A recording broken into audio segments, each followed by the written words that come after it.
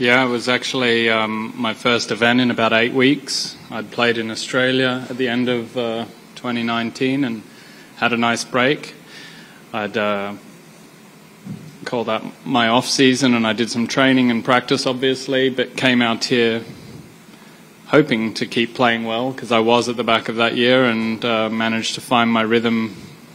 Friday morning, I think it was the morning round, I shot a really, really solid round, and that got the confidence back up and managed to put myself in a position to win on Sunday and held on. My strong memory of that was a great up and down on 15 to save a bogey.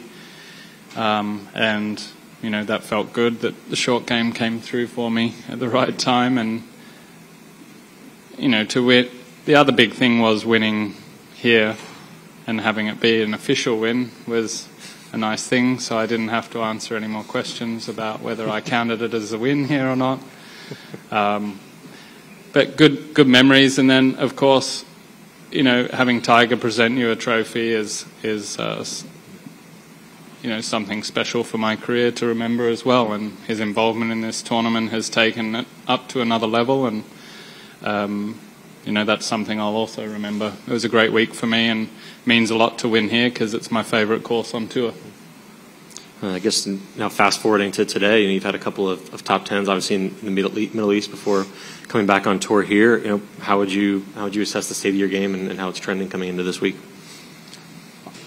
I like how my game feels. I didn't like what I did last week in Phoenix, but the game in the Middle East was really solid, and although they were top tens, I felt like I was very close to being able to post a number on both Sundays, and I had the worst finishes I could, but I kind of went for it, and it didn't work out. And I like where my mindset is and my game is at, and it feels good again today. I'm moving at the ball really well, and this is a course I do feel comfortable on. So, you know, I'm trying not to expect anything much, but I do expect myself to play well and put myself. I'd love to be in a position to have another run at a win here.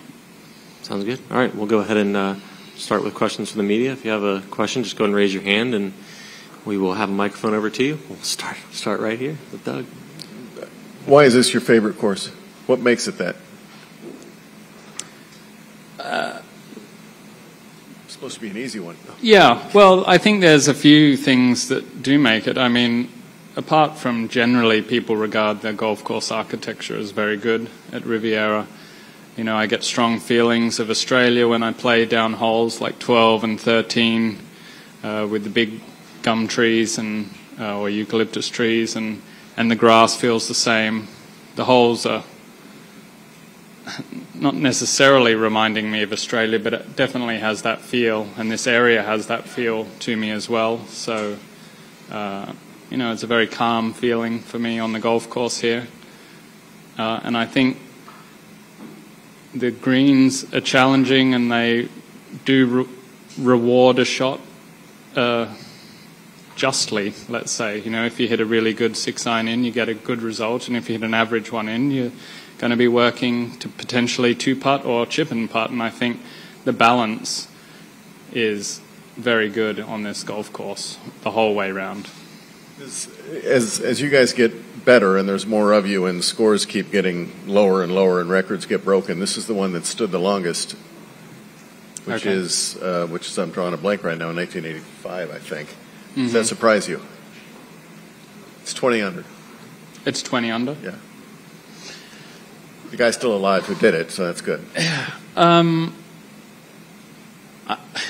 It's hard to know. I mean, I think they're all going to fall eventually. But then when you see the course in condition like this week, fairly firm, the fairways are running out, and the greens are fairly firm,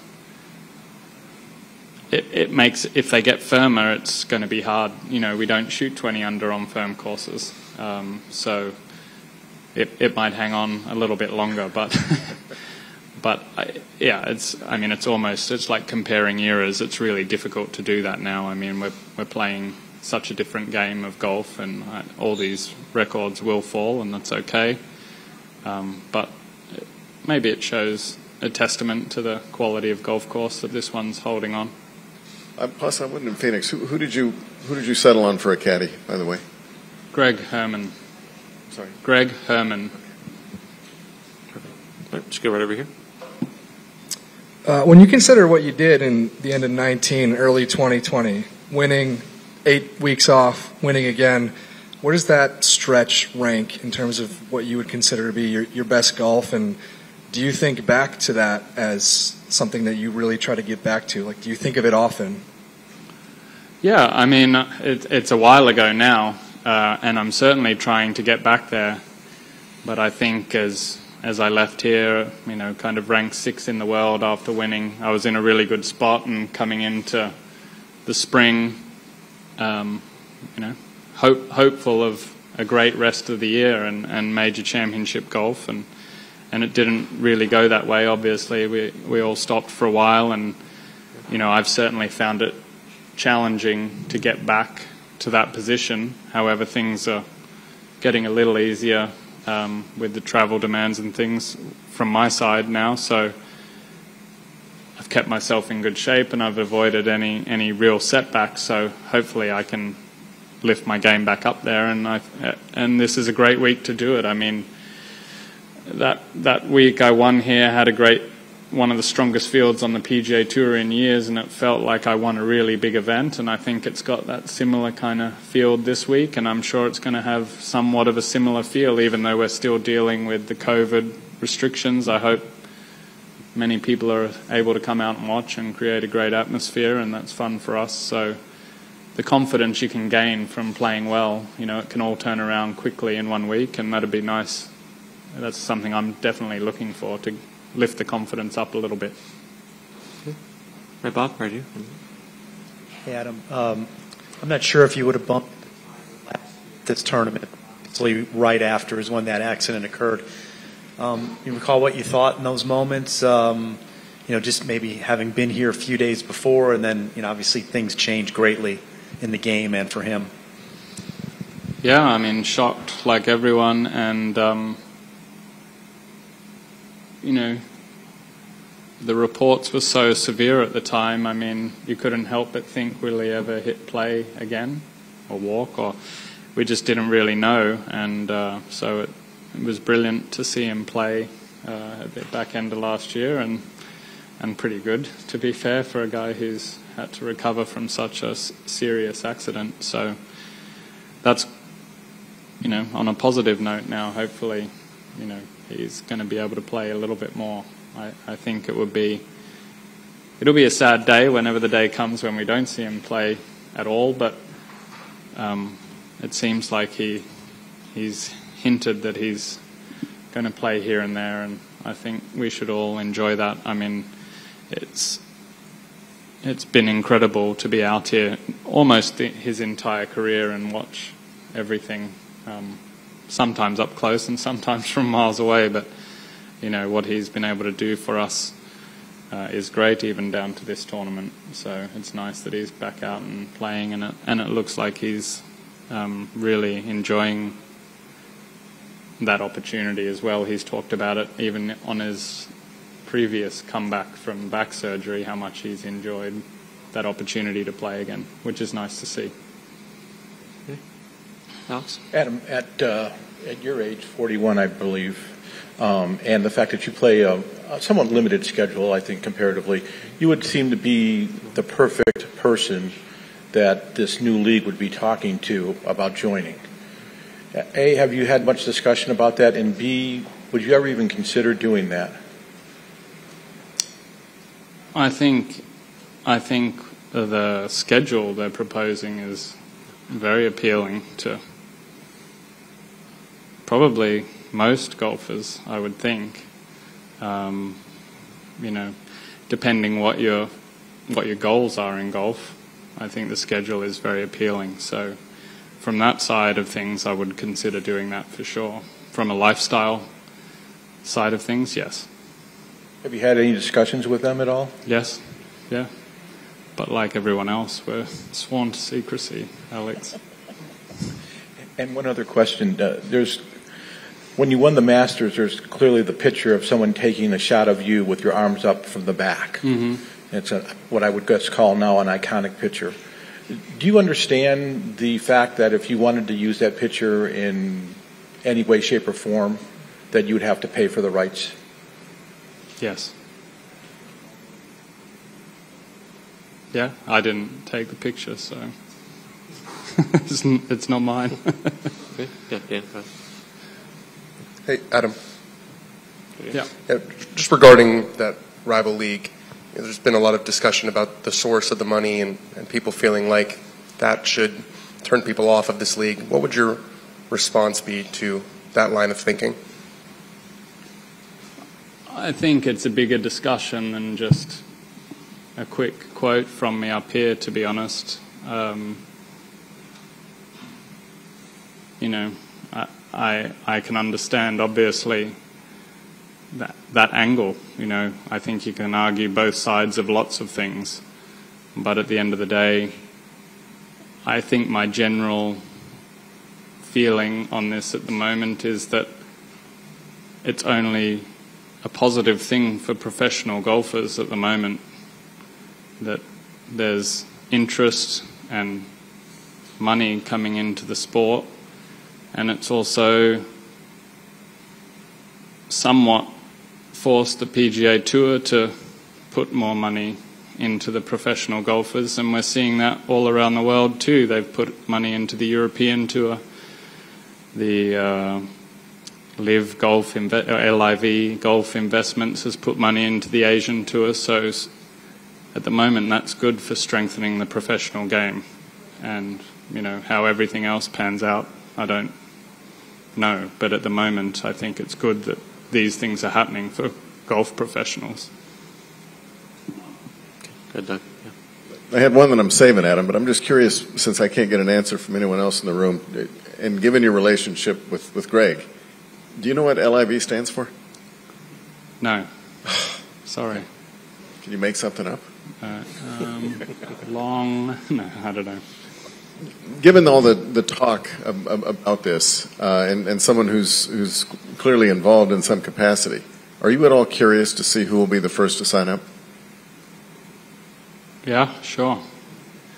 Yeah, I mean, yeah, I think the whole thing is very difficult because, you know, to use terms that I read in the media, being independent contractors, it's very hard to get us all together to have a similar agenda. Everyone's got a different agenda. Very hard to make one thing suit so many. And the PGA Tour has that same thing, you know, that they're trying to be all things to many people, and that's a very difficult thing to do. You know, a player over here has a different priority or agenda with the tour than the player over here. So I think it's difficult. Yeah, I don't know. It's been around for a long time now. I think it's certainly been a distraction at times, I think, for some players, and it looks like it's going to be around for at least the rest of this year, the way things are going. So we'll see what happens and who takes the step. Is it a distraction right now? Not really for me. I mean, at some point you have to, I guess, compartmentalize everything. I mean, I do that with my whole life, and this is just an opportunity that I have to put somewhere in a box, like I do with every part of my life, so that I can come out and play good. And you know, at some point last year, I think it was quite consuming because it was a thing as well. So I've put it in a place where I feel like I'm in a good spot, and whatever will happen will happen. And then lastly, not to dumb this down, but if you go back to April of '97, I'm not even sure exactly where you were when Tiger won his first Masters. Do you remember where you were you watching, and what you thought that day? Yeah. No, I was in my final year of high school in Australia, and it would have been on a Monday morning. And I'm pretty sure we were watching before school that morning. And it was quite incredible. I mean, I think somehow we expected him to win. Obviously, he was going to win on Sunday, but we expected it to happen. But like, there was this phenomenon happening at that time for the last eight months since I even watched him win the US Amateur in Australia, and I don't know if the US Amateur's ever been seen in Australia before that, but it was a big deal, that US Amateur, I remember, and then he just kind of ticked every box along the way for the next 8 months and won the Masters by 12, and it was just incredible, like the impact even on me, who I was, you know, an aspiring golfer, and it was just amazing to have a figure like that. At that time, it was great timing for me in my career to really keep pushing me. I had Greg Norman be a dominant player up until I was 16, really, until Tiger came along, and then Tiger just took it to another level, really. It was...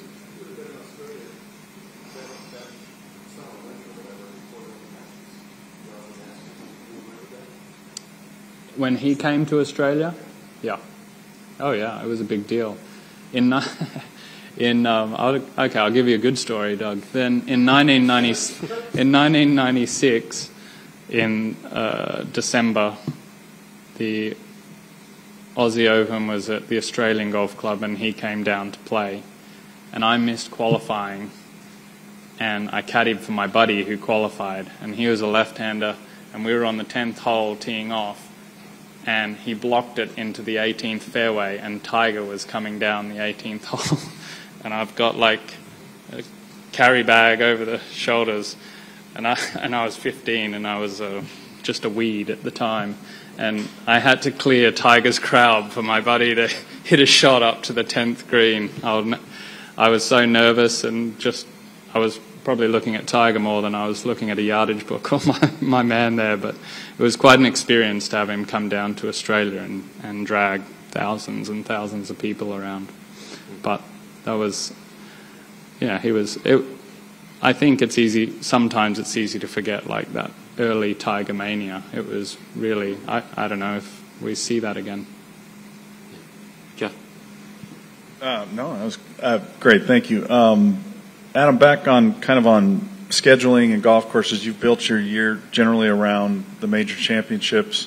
How important is it to play a venue like this, to go through this test, and then propel you perhaps the rest of the year? And is that something you're factoring in related to other possible league tour concepts, the quality of the venue and what it does for your preparation? Yeah, I think you've got to factor in everything. This is a great test. It's a great course. I enjoy it as well. To be fair to Phoenix, last week it's the first time I've ever played. I thought the course was far better than I expected, probably a little underrated. I thought the greens were fantastic. They were great to kind of see a similar role to Augusta, similar grass and maybe not quite the severity, but